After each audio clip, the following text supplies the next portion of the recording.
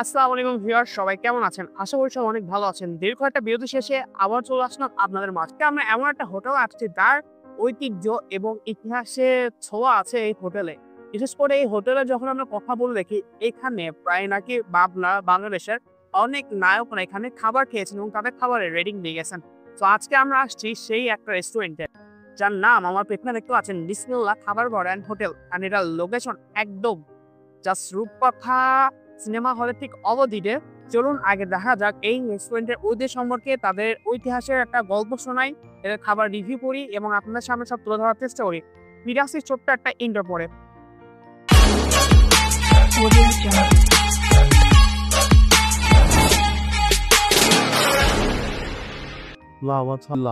হ্যাঁ, খুব ভালো ভালো।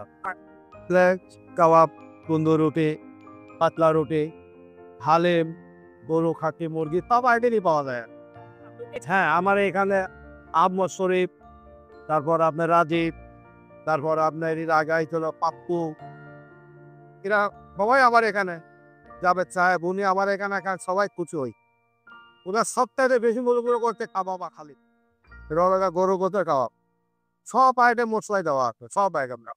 গোস্ত রান্না করতে যা মশলা লাগে সমস্ত মশলা ছাড়াও দারচিনি আছে, এলাচ আছে, গোত্তিরি আছে, জায়ফল আছে, হাজিরা আছে, সব আইটেম মশলা মুখে খাওয়া হয়। যে তন্দুর রুটি দিয়ে খায়।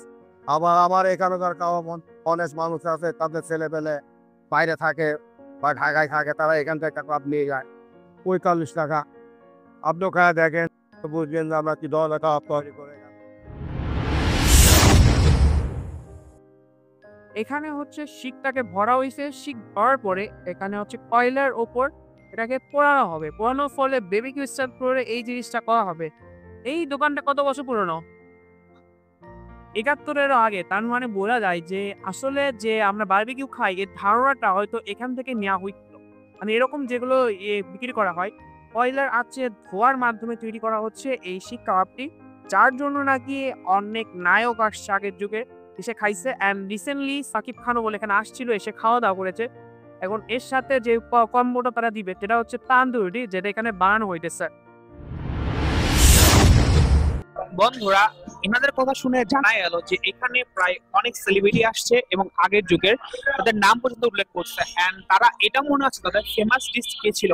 তাদের এই ফেমাস ডিশ শিক কাবাব এবং তান্দুরি রুটি, যার জন্য তারা অনেক প্রশংসা করে গেছে। তো দেখা যাক আদৌ এদের খাবারটা কেমন হয় সেটা আপনার সামনে তুলে ধরার চেষ্টা করি। এন্ড আজকে ভিডিওটা একটু বেশি ক্রাউডলি হবে, বিকজ এখানে রাশটা অনেক বেশি প্রথম থেকেই। তো ভিডিও নিতে আমার একটু অসুবিধা হচ্ছে, তো কিছু মনে করবেন না সবাই। বন্ধুরা, 5 মিনিটের অপেক্ষার পরে ফাইনালি আমাদের চলে আসছে তাদের এই ফেমাস খাবারটি। তাদের খাবারটির মধ্যে ছিল শিক কাবাব এবং হচ্ছে তান্দুরি রুটিটা।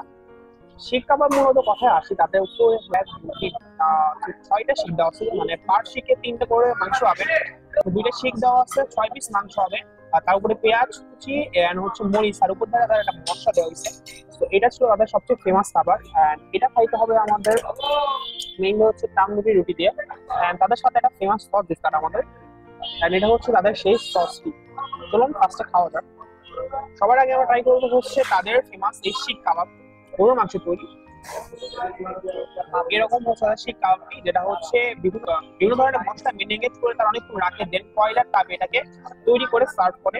স্টাইল বিসমিল্লাহির রহমানির রহিম।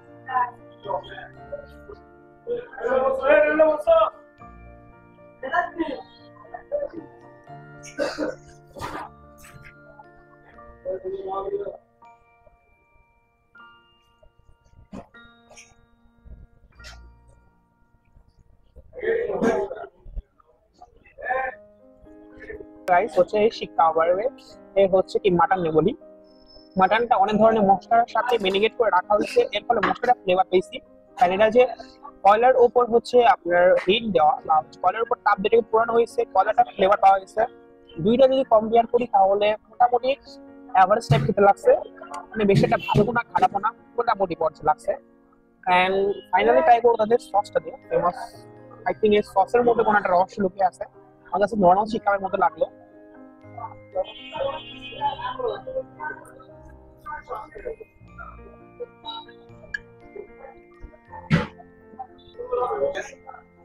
তাই শিক কাবাবটা যখন সসে ডিপ করে আমরা খাইছি, ঠিক সেই সময় এর টেস্টটা বহুগুণে বেড়ে গেছে।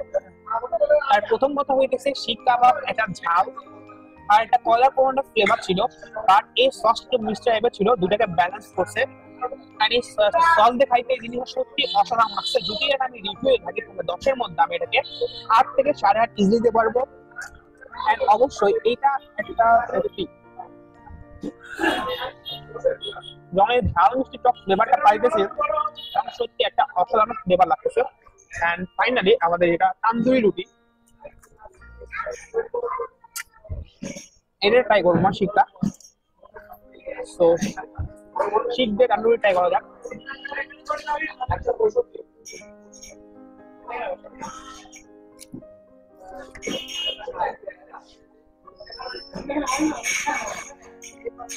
সত্যি কথা বলতে আমার তান্দুরি রুটি দিয়ে শিকটা খাইতে অতটা বেশি ভালো লাগে না, যতটা ভালো লাগছে সসটা দিয়ে খাইতে। আসলে সসটার কারণে এই শিকের স্বাদটা বহুগুণ বেড়ে গেছে। যদি আপনারা এখানে সেটা খেতে চান তাহলে অবশ্যই আপনাকে রেকমেন্ড করবো যে হচ্ছে সস দিয়ে খাবেন। এই সস এবং এই শিক অর্থাৎ এই দুইটার দাম যেটা পড়ছে, এর দাম হচ্ছে 35 টাকা। এটা ওটা খেতে চান তাহলে আপনারা হচ্ছে সস দিয়ে ট্রাই করবেন। তান্দুরিটিতে আমার কাছে অতটা ভালো লাগেনি। তো আজকে ভিডিওটা এই পর্যন্ত ছিল। ভিডিও কেমন লাগলো অবশ্যই কমেন্ট করে জানান। দেখা হচ্ছে আরেকটা ভিডিওতে।